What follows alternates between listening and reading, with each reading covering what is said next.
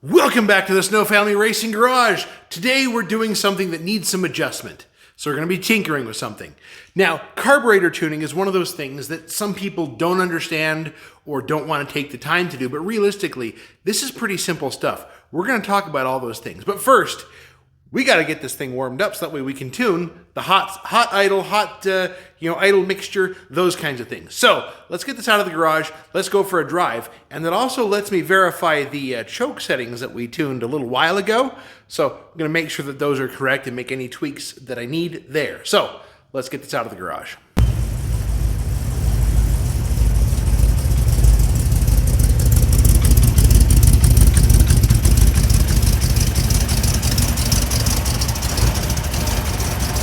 This is the first time I'm driving it with the new wheel on it, and look, the little cold light works like it's supposed to. As the choke's on, it lets you know that, hey, the car is still cold.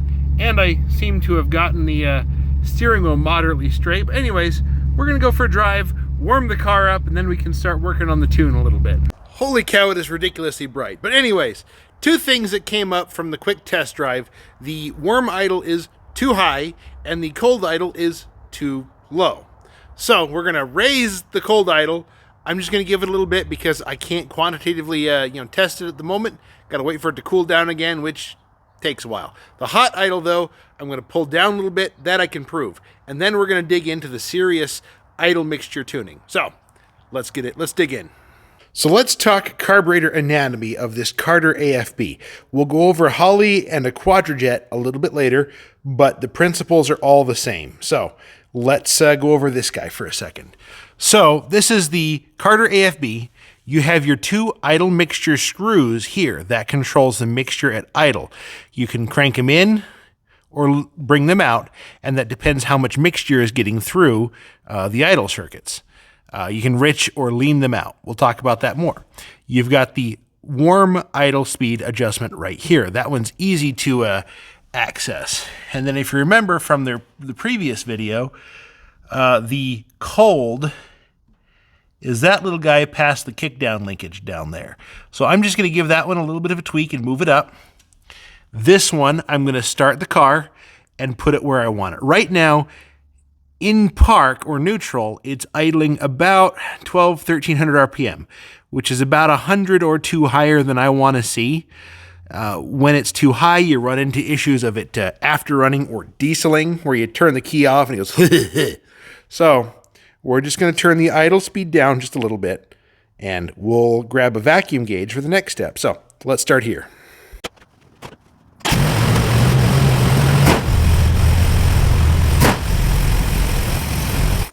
So I just set the warm idle down to the high side of 1,000, 1,050, and I found a cool thing about the adjusting the cold idle. And at the risk of flooding the crap out of this, I'm going to show you guys. So it's at idle right now. It's sitting against the peg for the hot idle speed. But if you pin the throttle wide open, you can see the cold idle speed adjustment pop up right there. You can easily adjust it with a screwdriver. Why I didn't see that before is beyond me, but anyways, that's how you can adjust the cold idle mixture easily. Now, I'm going to find a vacuum gauge. We're going to plug up to a manifold vacuum source, and then we're going to look at the idle mixture screws. I've got my vacuum gauge, not the one I normally use, but it'll work for what we're doing. I have it hooked to a manifold vacuum source. Just unhook this line that runs all the way over to the little vacuum canister for the creature comforts, which don't work. That's a story for another day. So make sure that when you do this, you're hooked to a manifold vacuum source. The manifold draws vacuum at idle, and vacuum goes away as the throttle opens. Ported vacuum, which I have the vacuum advance hooked up to, goes the other way because the port is actually above the throttle blades. There is no idle present, or no vacuum present at idle on a ported source. Vacuum picks up as the throttle opens. Wide open is that kind of gray area that you may or may not see ported vacuum, depending on your carburetor and how everything else is working, but just know that you want to be hooked up to a manifold vacuum source. Now, I'm going to start the car. We're going to watch the vacuum. And we are going to be tuning these guys, the idle mixture screws, for the highest possible vacuum reading. That'll give us the strongest idle possible. And there are some things to keep in mind. So some of the things to keep in mind, these are kind of important. As you do this, you're going to want to keep your idle speed at the same RPM, because as you add more idle speed, the vacuum is going to change. So you're going to be doing this constant adjustment of fiddle with the idle screws and then bring your idle RPM back to where it's supposed to be.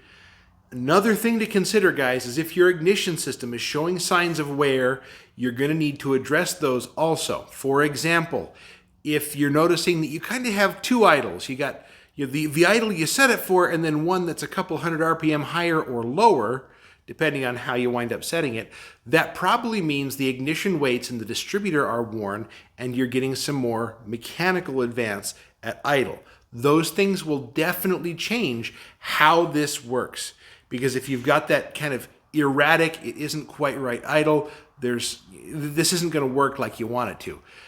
This is also one of those things that you're going to want to make sure that you do your normal tune-up routine, spark plugs, wires, cap, rotor, make sure everything's in good shape. The vacuum lines, any vacuum line that's on the car, it's a good idea to address those if they're cracked, old, showing signs of they're hard as a rock, and you go to flex when it goes crunch. That's a problem. You're going to create vacuum leaks. So those are things to address before you set the idle mixture, because all those things are going to affect what we're doing here. So what I'm doing here is setting the base idle. All right, so we're going to go off there, and we can see that the vacuum is bouncing around 16 inches of mercury. Making sure you guys can see that. Yep. So what I'm going to do from here is I'm going to adjust the idle mixture screws. I'm going to back them out and see if the vacuum changes, and also listen for the RPM to change. I'm going to be going back and forth, checking that with the tach in the car. So let's start twiddling.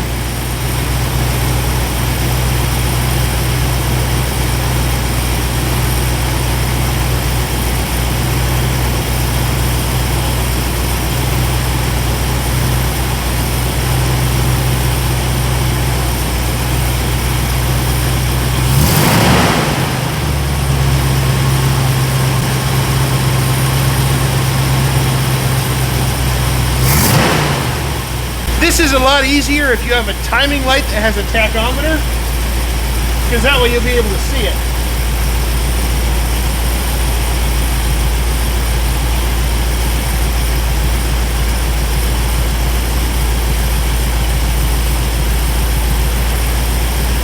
Okay, so what I just saw, watch out for the fan, I just saw the idle, or the vacuum, drop a little bit when I made that last change. So that means it's gone too far. So I just backed it back into where it was. Now, quarter turns at a time are very easy to work with because you never lose track. You don't just crank on it 28 times and hope that you get it right. So I like that. I'm going to put it in gear and see how it sounds and feels in drive. So that's the idle mixture. Now let's say you want to adjust the your main metering jets. On a Carter AFB, your main rods are actually under these covers. This is a lot like an Edelbrock. So make sure this little guy's out of the way. Don't touch the radiator, because if you've been running it, it's hot. So all you do for this is you would just loosen this up, and at some point it'll swing out of the way and give you access to your main metering rod. Now they do sell these in different sizes that are bigger or smaller to richen or lean the mixture. Now these have an interesting thing to them. Let me pull closer to the camera if we can get it to focus. They have a taper on them, and this taper is what controls your part throttle cruise. So that way when it's not like, all the way at wide open throttle or not at idle, this taper can control your part throttle cruise mixture. So let's put this guy back in, because I'm reasonably happy with how this runs at throttle. So you just push that little guy back down in, take your little cover. It's a balancing act, it really is. Because the rod has to go back into its jet.